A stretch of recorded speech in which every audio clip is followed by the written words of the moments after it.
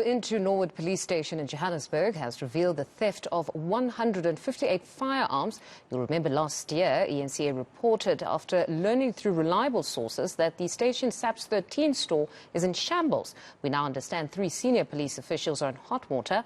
The final audit report has been released. Our senior reporter Barry Bateman is tracking the story for us and joins us live. Good afternoon, Barry. The report is out now. What does it reveal? Well, what it does show is that 158 firearms which were being stored at the Norwood SAP 13 store have been stolen. What sparked this investigation was a robbery last year where police officers went on to investigate and they pounced on these robbery suspects. And in a shootout, one of the robbers murdered a police officer.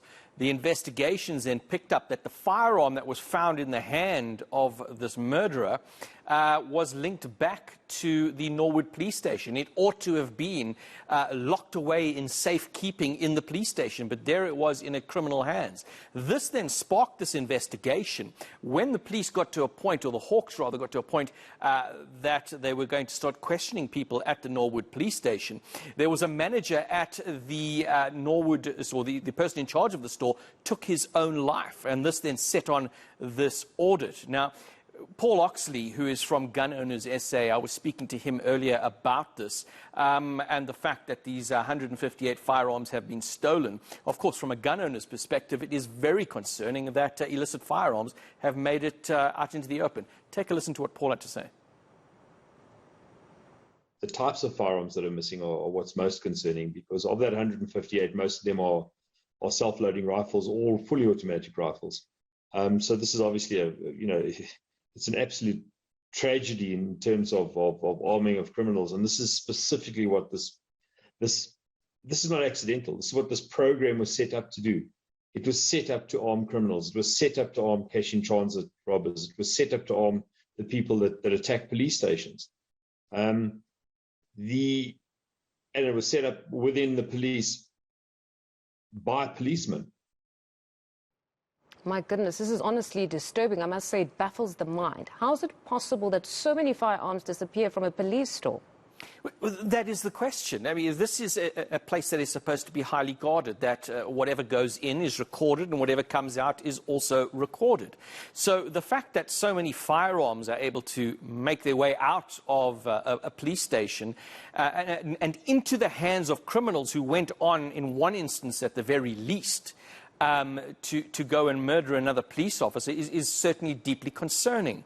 I also want to talk about how far this investigation went. The Hawks ballistics units were at the police station late last year, and we were there. You can see that on your screen right now. What they're doing there is they were firing. They took all the weapons in the store and they fired them into a tube that is filled with water. They would then collect those projectiles, and all of the firearms would then be put through a ballistic analysis to see if any other of the firearms had been used in crimes. But back to that issue related to how does this happen? Well, it's a fail of checks and balances, where the people who should, and also the people who should be conducting the oversights, either turn a blind eye or are actively involved. Now, I spoke to attorney Martin Hood, who takes on many cases linked to the firearm industry and the community, and he had this to say on how it is possible.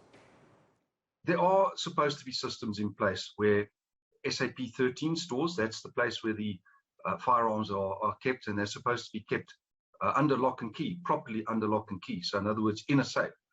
There are some police stations that actually don't even have a safe. So firearms are just locked away inside a room. And of course, it's very easy to get into a room with a normal door lock. Then there are supposed to be checks and balances where these registers are checked on a regular basis by senior officers, and then they're supposed to sign and be accountable for it and so on. And the thinking is that if there's any irregularities, they will pick up those irregularities when they do the audit.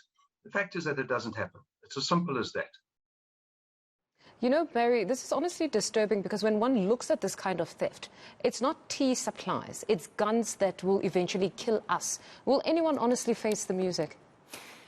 That is always the big question, and we want to see accountability. Now, this investigation by the National Hawks has concluded its aspect of it, so it's conducted this audit. It has handed evidence over to the Hawks Provincial Office to take the investigation to that next step. Now, we understand 3 very senior officers have been identified at the Norwood Police Station as having been, to be prosecuted for this particular matter. We understand that racketeering charges are going to be preferred against these individuals. But, it's like we've often seen in the past, matters like this on accountability often take years to come about, and when they get to court, it's not successfully prosecuted. So we'll certainly be keeping a very close eye on this matter to ensure that whoever's responsible for putting guns in the hands of criminals is brought to book.